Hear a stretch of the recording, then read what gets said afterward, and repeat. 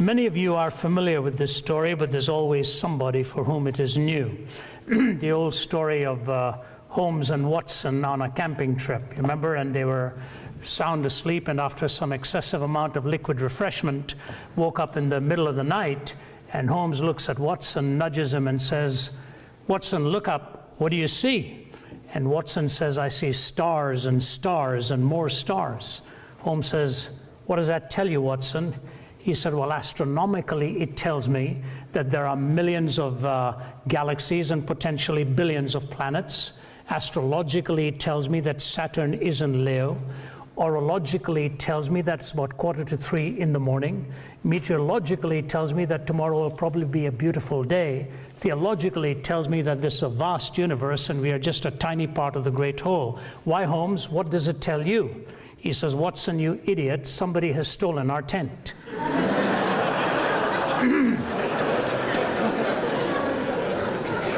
You know, you can be very profound in an answer and miss the larger point. And I think what happens with this whole flirtation that I call messing so much with the ideas of atheism and not thinking of the ramifications, we really fail to understand where life ultimately goes if you choose to live it and define it without God. Years ago, somebody penned these words that I'd like to read for you. It goes like this: "First, dentistry was painless, then bicycles were chainless, and carriages were horseless, and many laws enforceless. Next, cookery was fireless, telegraphy was wireless, cigars were nicotineless, and coffee caffeineless. Soon oranges were seedless, the putting green was weedless, the college boy was hatless, the proper diet fatless. New motor roads are dustless, the latest steel is rustless, our tennis courts are sodless, our new religion godless." That struggle of trying to explain life having lost all points of reference is really the struggle one has to deal with if we choose to live our existence without any transcendent ontic point of reference. Either we go inwards or we go laterally. We find no point of testing what really defines the most critical questions of life. And to the credit of Friedrich Nietzsche, when he wrestled with the idea of the madman running into the marketplace and looking for God in his Thus Spake Zarathustra, one has to at least credit Nietzsche with the fact that he was dealing with the entailments of that kind of conclusion. His metaphors are poignant, and you'll begin to see what it is he's really asking once he himself philosophically is coming to that conclusion. Here's what he says about the madman. "Have you not heard of that madman who lit a lantern in the bright morning hours, ran to the marketplace and cried incessantly, 'I'm looking for God, I'm looking for God.' As many of those who did not believe in God were standing together there, he excited considerable laughter. 'Have you lost him then?' said one. 'Did he lose his way like a child?' said another. 'Or maybe he's hiding. Is he afraid of us? Has he gone on a voyage or emigrated?' So they shouted and shouted and laughed him to scorn. But the madman sprang into their midst and pierced them with his glances. 'Where is God?' he cried. 'I'll tell you. We have killed him. You and I, we're all his murderers. But how have we done this? How were we able to drink up the sea? Who gave us a sponge to wipe away the entire horizon? What did we do when we unchained this earth from its sun? Whither is it moving now? Whither are we moving now? Away from all suns? Are we not perpetually falling backwards, forwards, sidewards, in all directions? Is there any up or down left? Are we not straying through an infinite nothing? Do we not feel the breath of empty space? Has it not suddenly become colder? Is not more and more night coming on us all the time? Must not lanterns now have to be lit in the morning hours? Do we not hear anything yet of the noise of the grave diggers who are burying God? Do we not smell anything yet of God's decomposition?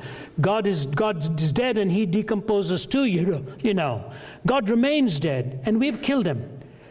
how shall we, the murderer of all murderers, now compose ourselves? Because that which was holiest and mightiest of all that the world has ever possessed has bled to death under our knives. Who will wipe this blood from us? With what water can we purify ourselves? What festivals of atonement, what sacred games will we need to invent?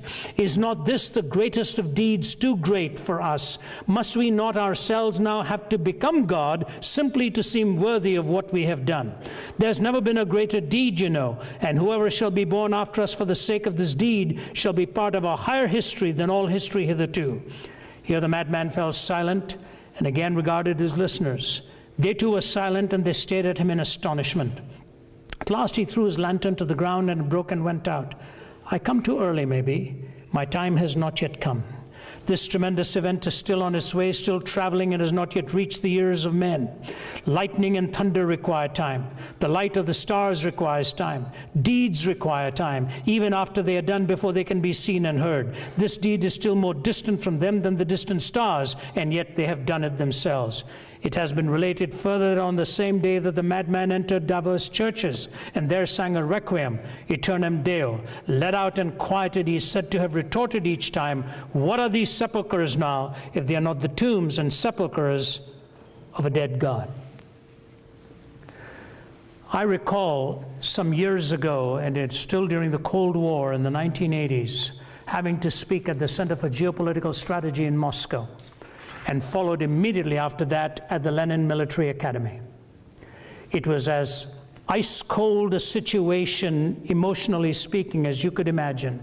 I was literally put at a table and in front of a table and a chair all by myself, and the entire faculty circled the room there in their uniforms, and were going to quiz me for about 3 hours on this whole issue of theism vis-a-vis atheism.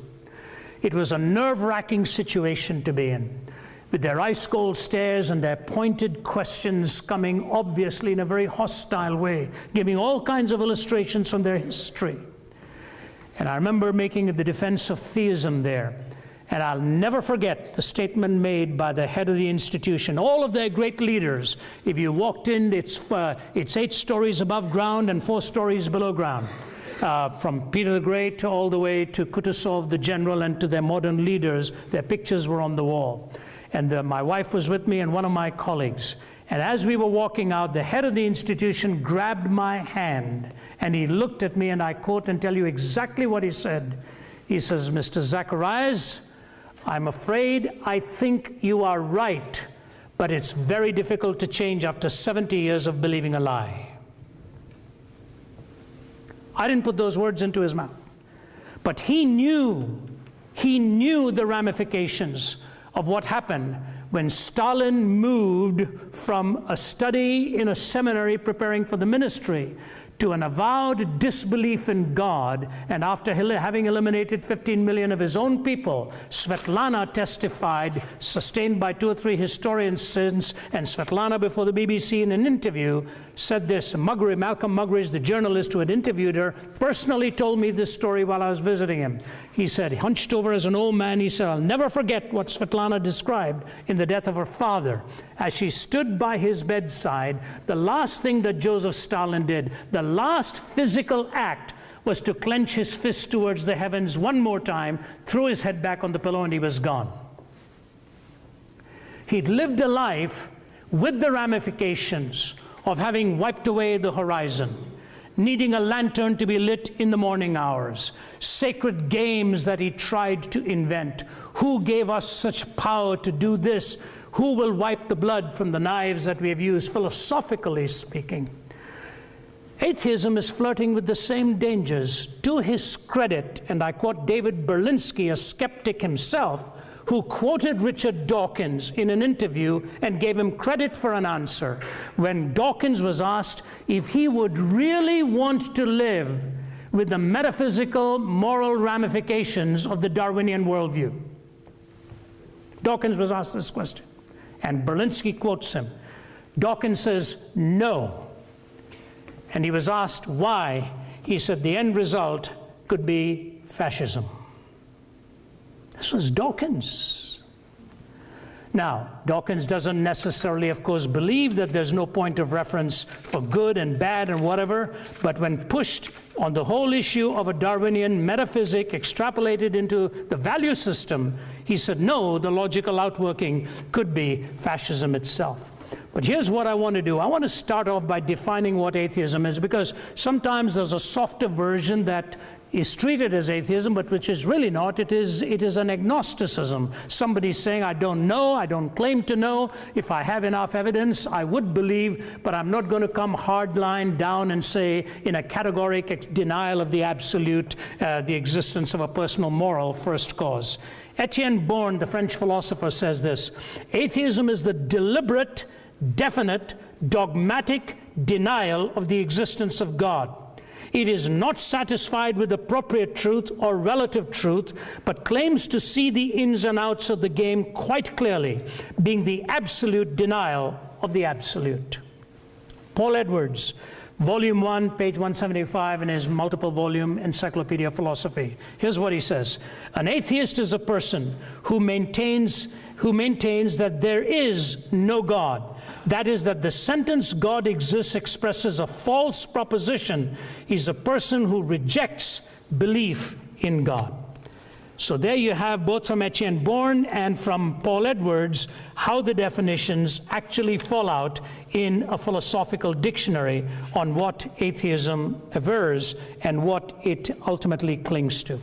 Now, if I came, sometimes when I describe myself as having come from an atheistic background, it's probably a strong term. I was more non-theistic, never gave the idea of a personal God any credence in my life. Growing up in the city of, I was born in the south, in the city of Chennai, and raised in the north. My parents, one came from Kerala, one came from Chennai. My dad was from Kerala, mother was from Chennai.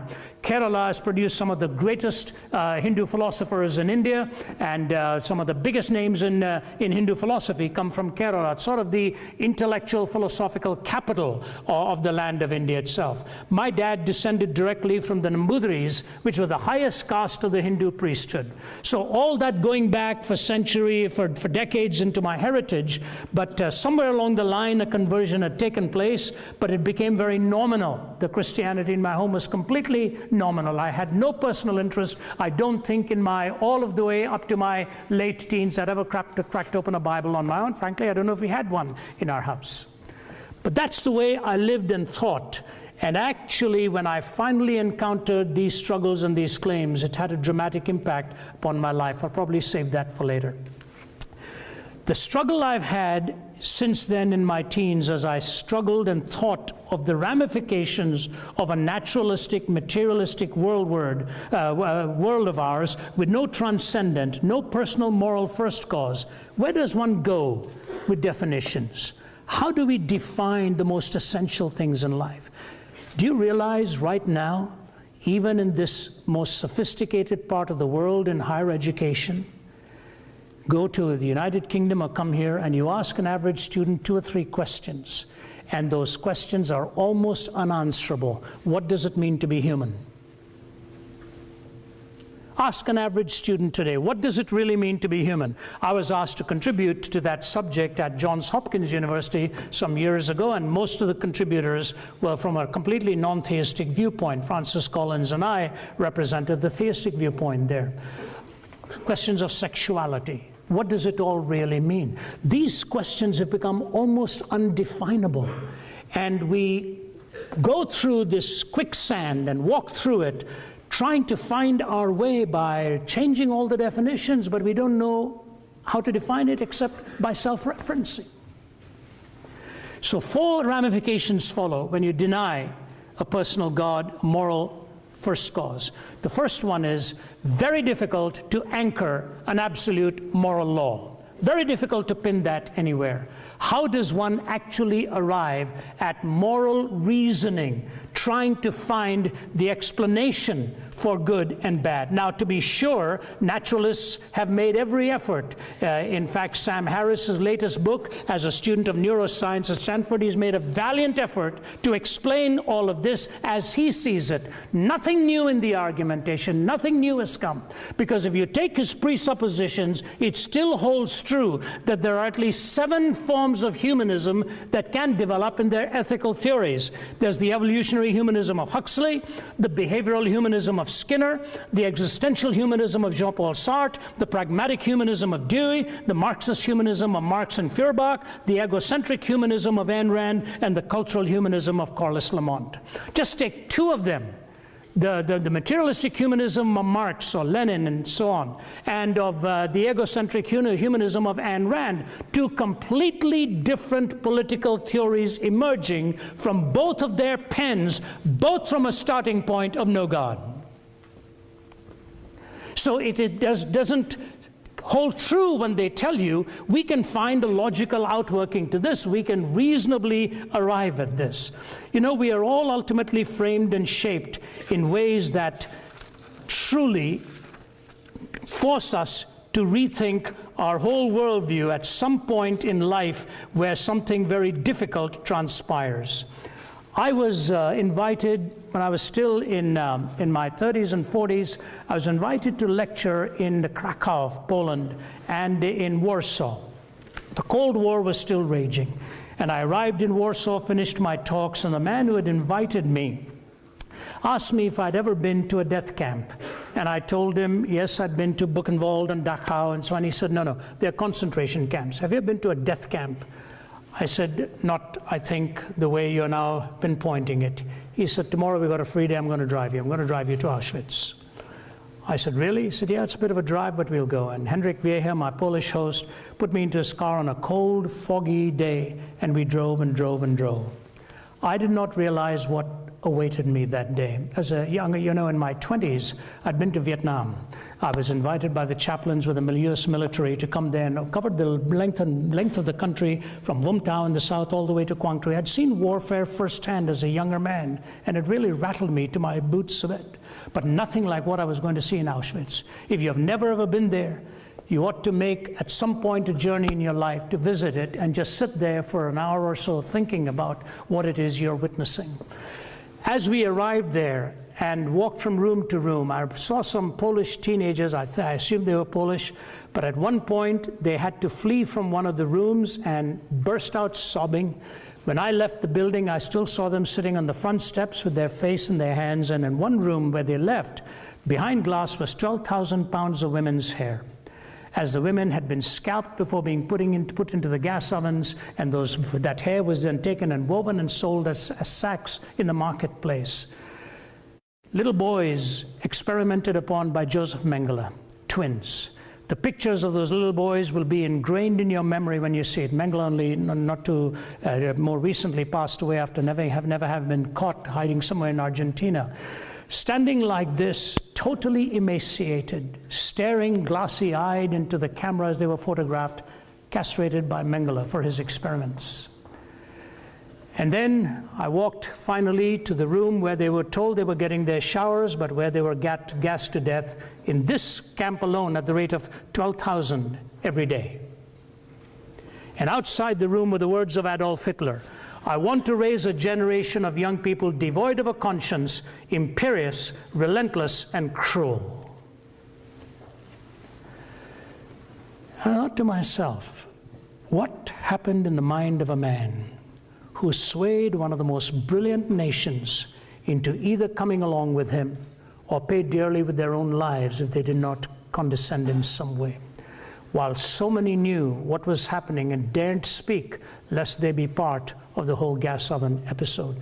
In today's newspaper, in the Daily Mail in London, there's a critique given of a new book by a professor from King's College who's written a book called The Dictators. And he has covered in one chapter Hitler, another chapter Stalin.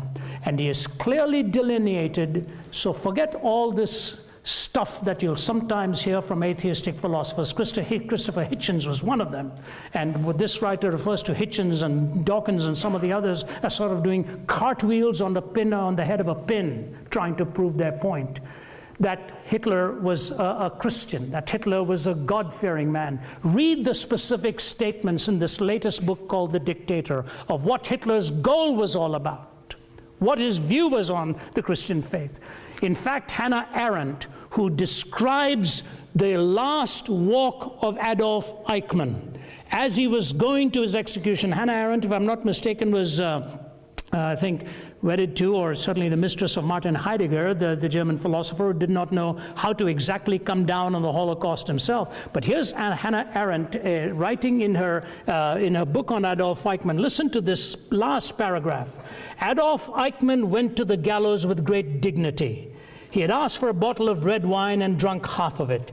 He refused the help of the Protestant minister, the Reverend William Hull, who offered to read the Bible with him. He had only 2 more hours to live and therefore, quote, "no time to waste for me," he said. He walked the 50 yards from his cell to the execution chamber, calm and erect, with his hands bound behind him. When the guards tied his ankles and knees, he asked them to loosen the bonds so that he could stand more straight. "I don't need that," he said. When the black hood was offered him, he was in complete command of himself. Nay, he was more. He was really completely himself. Nothing could have demonstrated this more convincingly than the grotesque silliness of his last words. He began emphatically by stating that he was no believer in God, to express the common phrase that he was no Christian and did not believe in life after death. But then he proceeded, "After a short while, gentlemen, we shall all meet again. Such is the fate of all men. Long live Germany, long live Argentina, long live Austria. I shall not forget them." In the face of death, he had found the cliché used in funeral oratory. Under the gallows, his memory played him the last trick. He was elated, and he forgot that really this was his own funeral. It was as though in those last minutes, he was summing up the lesson that this long course in human wickedness has taught us, the lesson of the fearsome, word and thought defying banality of evil. The trivialization of evil. That's exactly what happens when you do away with a moral point of reference and a sacred definition of human essence. You desacralize life, and all of this becomes nothing more than political game playing. And that's why Richard Rorty, who had no critique to offer the Holocaust, except that I find it revolting, says this: if moral imperatives are not commanded by God's will, and if they are not in some sense absolute, then what ought to be is a matter simply of what any one of us decides should be. There is no other source of judgment. Kai Nielsen, the Canadian atheist. The thing that troubles me is this: we have not been able to show that reason, notice what he's saying, that reason requires the moral point of view. He's not talking about pragmatism. He's talking about rationality now. Requires the moral point of view. Or that really rational persons, unhoodwinked by myth or ideology, need not be individual egoists or classical amoralists. Reason really doesn't decide here. The picture I've painted for you is not a pleasant one. Reflection on this depresses me. Pure practical reason, even with a good knowledge of the facts, will not take you to morality. And then a footnote by Bertrand Russell. He says, you know, I cannot live as though ethical values are simply a matter of my personal taste, and therefore I have found my own views actually quite incredible. I don't know what the answer is. Pretty grim stuff. And so if you ask me, what happens when we abandon God and move away to self-referencing moral reasoning? I like reading the poets. I like listening to the lyrics of songwriters, because they are sometimes much more poignant in admitting reality than abstract philosophers might do. Here's one of the rock groups, King Crimson, years ago. Cat's Foot, Iron Claw, neurosurgeons, Scream for More, From Paranoia's Poison Door, 21st Century Schizoid Man. Blood Rack, Barbed Wire, Politician's Funeral Pyre, Innocents Raped with Napalm Fire, 21st Century Schizoid Man. Death Seed, Blind Man's Greed, Poets Starving, Children Bleed, Nothing He's Got He Really Needs, 21st Century Schizoid Man. The walls on which the prophets wrote is cracking at the seams. Upon the instruments of death the sunlight brightly gleams. Will no one lay the laurel wreath as silence drowns the screams? Between the iron gates of fate the seeds of time are sown, and watered by the deeds of those who know and who are known. Knowledge is a deadly friend when no one sets the rules. The fate of all mankind I see is in the hands of fools. Confusion will be my epitaph as I crawl a cracked and broken path. If we make it, we can all sit back and laugh, but I'm afraid tomorrow I'll be crying. Songwriters, my study of the romantic poets, lyricists, poets, you saw what they were saying in reality because they connected this with this, the head with the heart, and the entailments that follow. Why am I not an atheist? I simply cannot find a rationally defensible way for moral reasoning. And the fact of the matter is, we are at our core moral beings. Those who deny God's existence, what do they invoke? Too much of evil and suffering. On what basis? How do they even arrive at that moral reasoning? Number two, the question of meaning. How do we arrive at the reality of meaning? What meaning do we really attribute to life? Are we entitled to our own definition of meaning? Or like the myth of Sisyphus, do we roll the stone up the hill and watch that row of stone rolling down again, monotony, and do this each day? You know, I live in a condominium in Atlanta, and just opposite our apartment there is a little playground for dogs, and every morning 6 or 6:30 they're all out with their dogs, and somebody comes, throws the ball, the dog runs, picks it up, brings it back. And one morning I was sitting there in a rather cynical state of mind, and I was thinking to myself, they bring the dogs out, throw the ball goes, the dog brings it back. About 20 times the dog's had his fill for the morning, they take it back and feed it. I said, in a little way, in a purely naturalistic sense, that's what we are too. We get into our car with the dog chasing the ball, go and do our thing from 9 to 5 and come back home. It's that repetitive monotony again and again and again. And we often assume that meaninglessness in our lives ultimately comes from becoming weary of pain, suffering, evil, struggle, angst, or what the Muslim might call the jihad, the struggle for existence and so on, that this is what we face. You know what the worst kind of meaninglessness is? Not the ones who have become weary of pain, but the ones who have become weary of pleasure.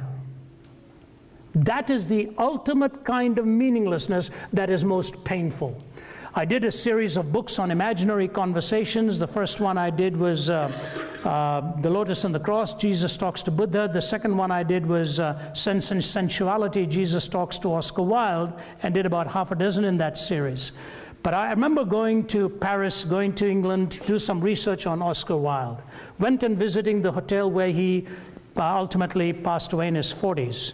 And Oscar Wilde, this father of dandyism, as it were, enjoying that unfettered life, I find fascinating two things that he really, actually with three when you think about it. When he wrote The Picture of Dorian Gray, you almost wondered there was something autobiographical in the emptiness that he himself found towards the middle years of his life.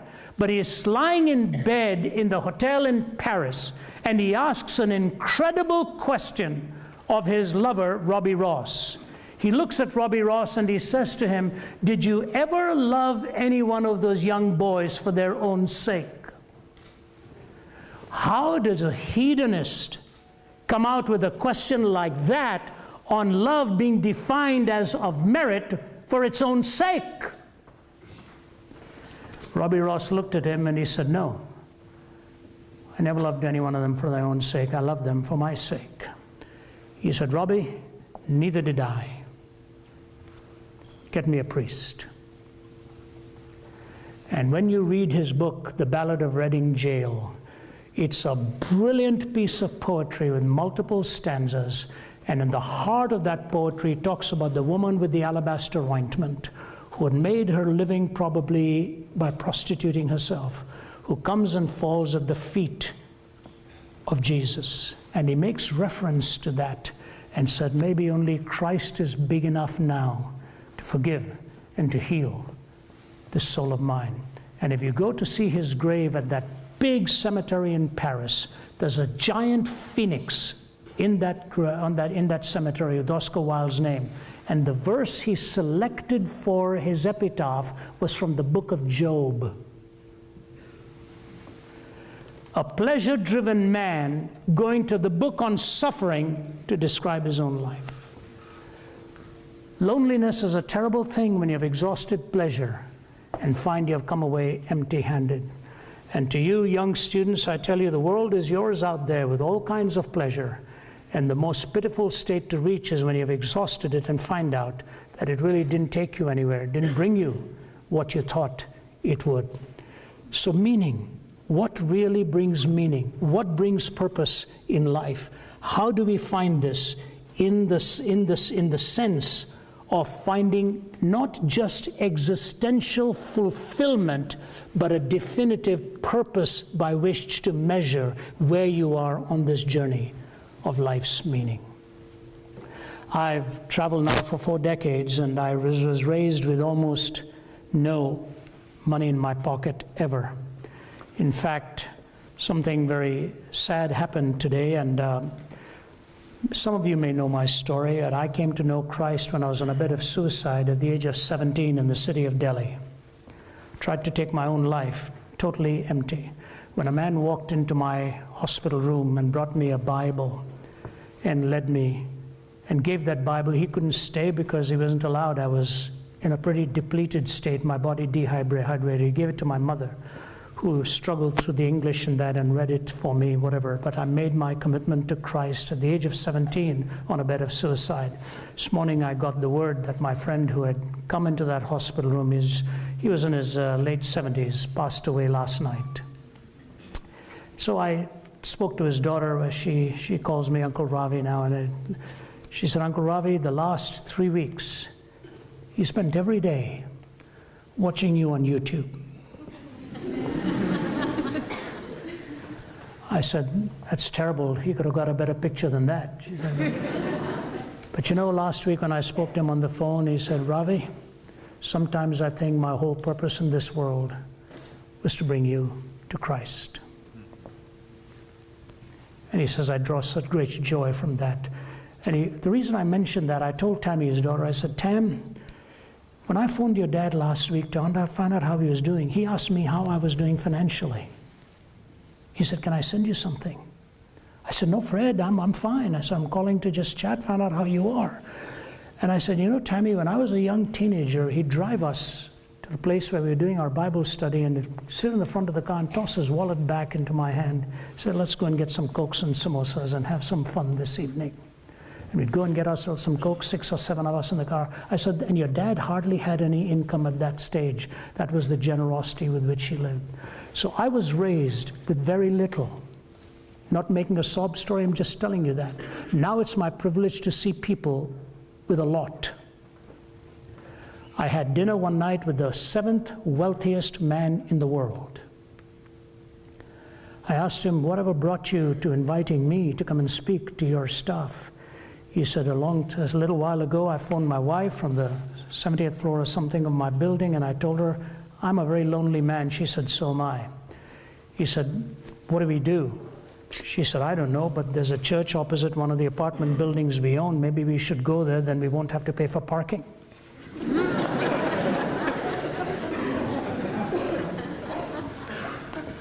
And you know what he told me? When he could buy everything he wanted, he had never reached such a lonely moment as that. It's true. So think about it. What really brings life meaning?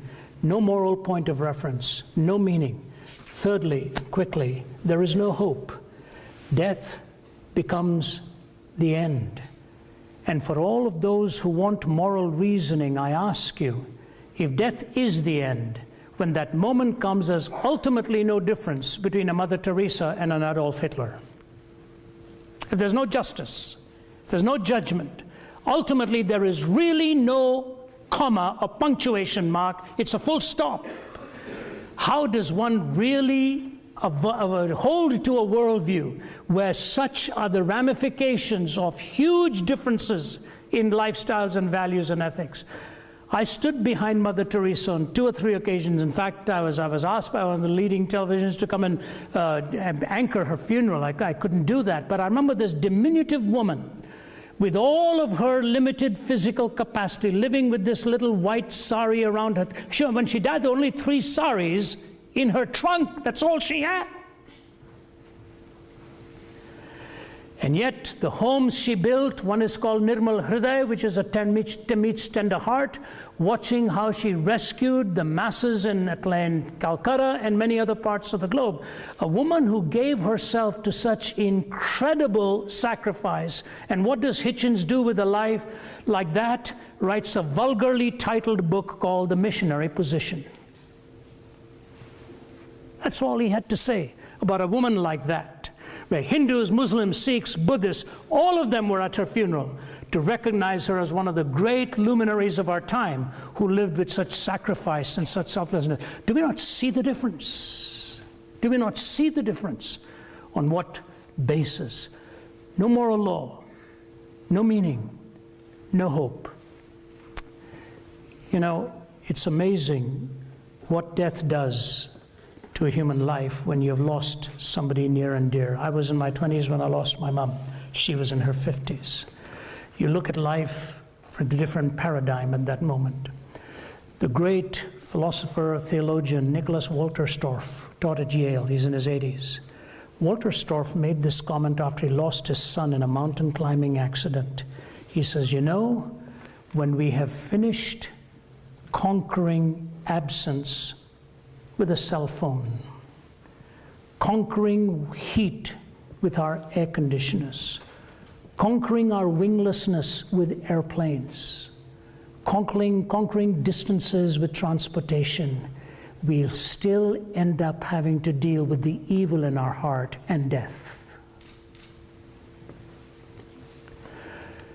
The whole hope of the resurrection, we've just celebrated Easter. Regardless of what you think about it, there's a logical flow to it.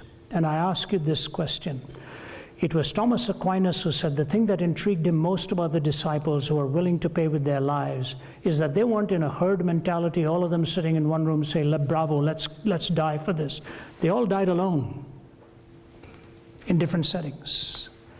Thomas Aquinas came to my country and preached the gospel there and paid with his own life. And that's why the oldest church in India is named after him, the Mar Thoma Church.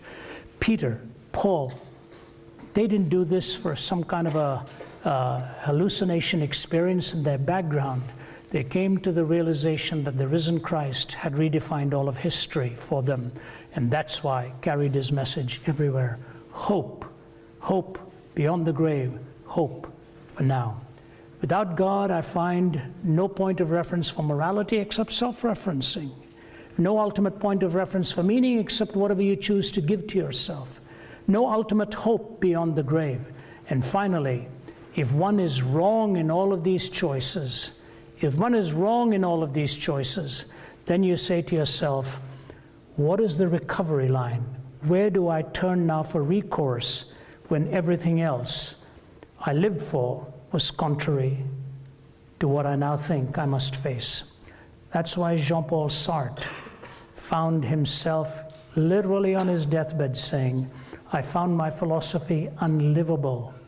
And his mistress standing by his bedside said he's losing his mind. Maybe for the first time then he really found it. Some of you may know the great name of Francis Schaeffer. He was a great philosopher in the Christian world in the 60s, 70s, and 80s. I had the privilege of just meeting him once. His son, who went as Frankie Schaeffer, now as Frank Schaeffer, turned his back upon all this belief, turned his back upon it, and wrote some pretty bitter books against the Christian faith, the evangelical faith, and all of that about his father. The pretty nasty stuff that he got into by his own recognition. His mother, at the age of 98, passed away this week. In the Huffington Post, he's written a tribute to his mother. If you haven't read it, read it. He talks about his mom, who loved him unconditionally, even in the days where he was writing profane stuff. Got into a relationship, had an illegitimate child. He said, my mother was always there, loving me unconditionally. She introduced me to the great musicians, to the great artists, to the great writers, and he goes through the list many times there. And he said, I spoke to her last week, and he goes through his relationship, how she loved him. He said, now I'm a grandfather, married with my children and their children. And he ends his tribute to his mother with these incredible words. He says, Mom, you won. I believe.